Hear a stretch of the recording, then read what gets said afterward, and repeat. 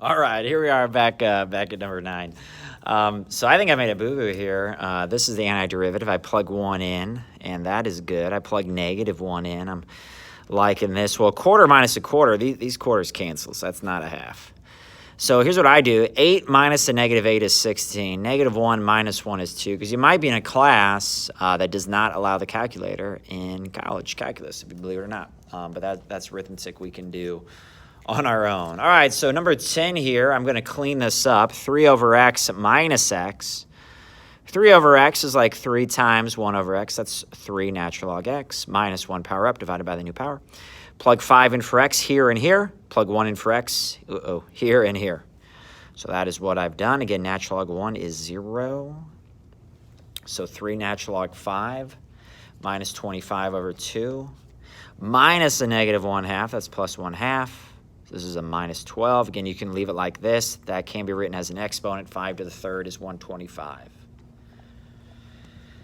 Number 11. What is the antiderivative of -2 sine x? That would be 2 cosine x.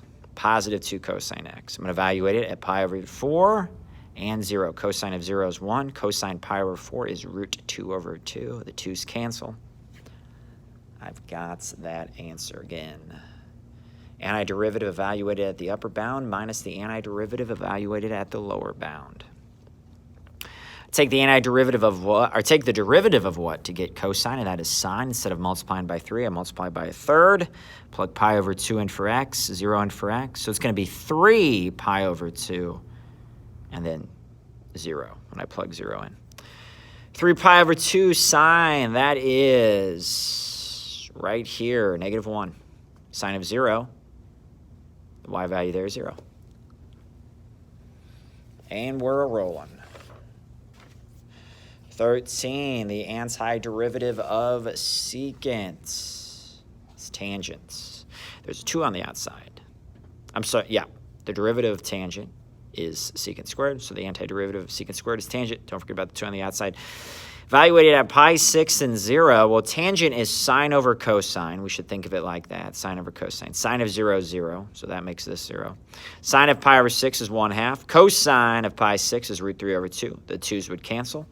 You'd have 1 over root 3. Some calculators would tell you that tangent of pi 6 is root 3 over 3, which it is, and then double it. If not, that's how you have to write tangent, sine over cosine. All right, number 14 here. Again, I'm just looking at your homework set and making them very, very similar. Antiderivative of 3 is 3x minus e to the 2x. Instead of multiplying by 2, I multiply by 1/2. I plug 5 in, and I plug 2 in. Plug 5 in, plug 2 in. So plug 5 in there, and then plug 2 in. All right.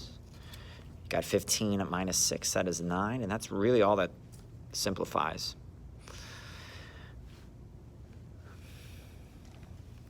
Antiderivative of 2 secant tan is 2 secant pi 6 and evaluated at pi. So if cosine, again, thinking of secant here, if cosine of 0 is 1, then secant, which is its reciprocal, is also 1. So secant of 0 is 1. So 2 times 1 is 2.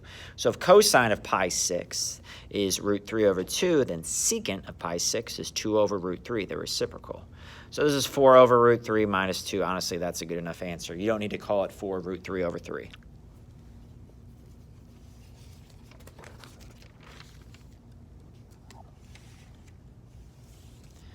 Two sine x, the antiderivative is -2 cosine x.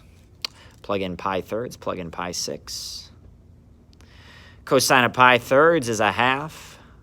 Cosine pi 6 is root 3 over 2. To subtract negatives to add. All right, 3e to the 1/4 would be 3e to the 1/4. Instead of multiplying by a quarter, I'm going to multiply by 4, or divide by a quarter, which is multiplying by 4. So you got 12e to the 1/4. Plug 1 in for x. That is 12e to the 1/4 minus 12e to the -1/4.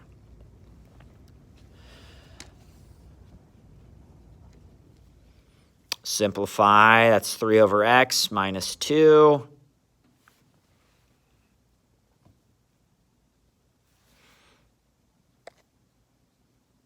Three over x is 3 times 1 over x. That antiderivative is 3 natural log x minus 2x. Plug 3 in for x. Plug 1 in for x. Again, natural log 1 is 0. 3, natural log 3, you have a negative 6 minus a negative 2. That's a negative 4. Again, I can write this 3 as an exponent.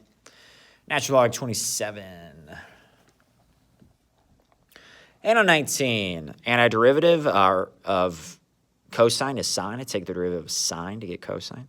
2 sine 1 half x. Instead of multiplying by half, I multiply by 2.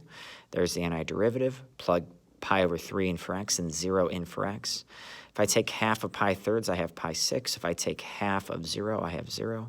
Sine of pi 6 is a half, multiplied by 4. Sine of 0 is 0. And there we go. That should help you on both of your homework sets. I'll make a quiz review video early next week. This is Yak Math Videos, signing out.